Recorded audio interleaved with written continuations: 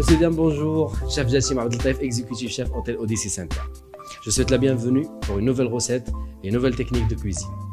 Aujourd'hui, je voulais partager avec vous un petit souci qu'on a de temps en temps lorsqu'on a un retour de viennoiserie chez nous. C'est qu'on achète de la viennoiserie, on reçoit des invités, on achète de la viennoiserie un peu plus que ce qu'on a besoin et malheureusement, elle nous reste et après 2 jours, elle est plus bonne. Alors aujourd'hui, on va travailler ensemble. Je vais vous montrer comment on va utiliser cette viennoiserie et faire un petit dessert sympa, facile à faire et qui coûte pas cher avec une viennoiserie que normalement qu'elle devrait partir à la poubelle. Alors, pour faire cette recette, c'est très simple. La viennoiserie, tout simplement, le lait, des œufs, sucre, des raisins et du sucre vanillé pour aromatiser la crème. En fait, ça, on appelle ça comme une crème anglaise. Une crème anglaise qu'on va faire cuire avec nos viennoiseries. Tout de suite, on va y aller au mélange. On va prendre la viennoiserie, on va la couper comme ça en petits morceaux. Ça dépend le goût de chacun.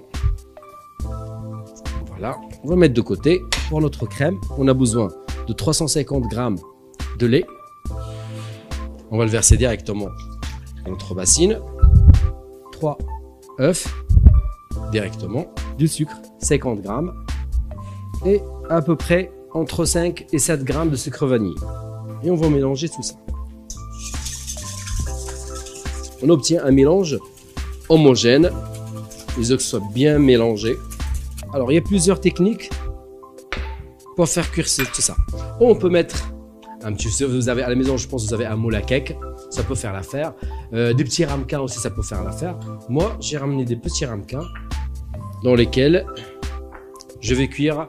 En fait, il y a les Anglais, ils font un espèce de dessert semblable à ça, qui s'appelle ça pudding. C'est à base de pain rassis, de la brioche, de la viennoiserie, tout ce qu'on veut. Pour mélanger avec des raisins, avec de la cannelle.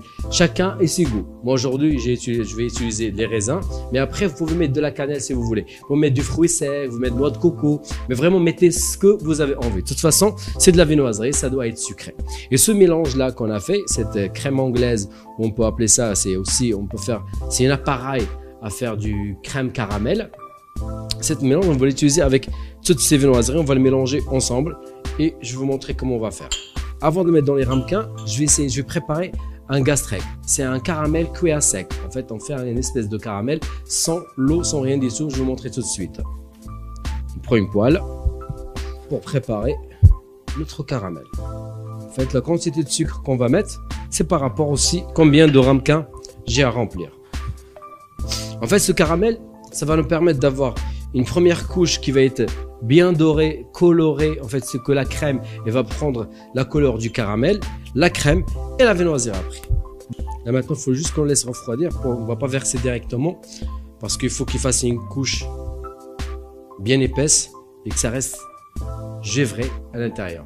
Comme ça, c'est que le mélange sera fait au moment de cuisson, pas maintenant.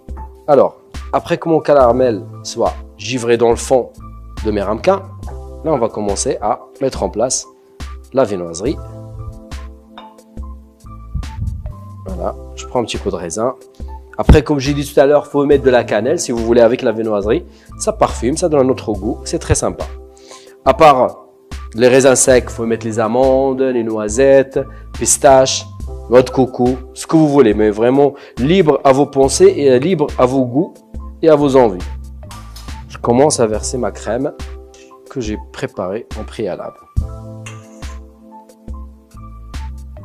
Là maintenant, je vais enfourner mes 4 ramequins à 160 degrés pendant 30 minutes. Et à tout de suite pour la présentation finale. Messieurs, dames, j'espère que vous avez bien suivi jusqu'à maintenant. Voilà notre pudding après qu'il a passé au four. Voilà son aspect visuel après que je l'ai en fait sorti de sa moule.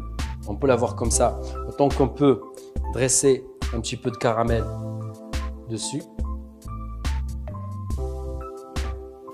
Ou carrément le laisser à sa place et le manger comme ça à la cuillère. Je veux dire, c'est très bon. J'espère que la recette ça vous a plu. J'espère que vous allez le refaire chez vous. C'est très facile. On peut récupérer notre viennoiserie malheureusement qui allait partir à la poubelle. On peut la récupérer si on la travaille ainsi comme je vous ai montré. Je vous souhaite une très bonne dégustation. Je vous dis à la prochaine fois et n'hésitez pas à me laisser vos commentaires, vos messages m'intéressent beaucoup parce que c'est avec vos messages que j'arrive à savoir qu'est-ce que je dois vous présenter pour la prochaine fois. Je vous souhaite une excellente journée, bonne dégustation et à la prochaine fois.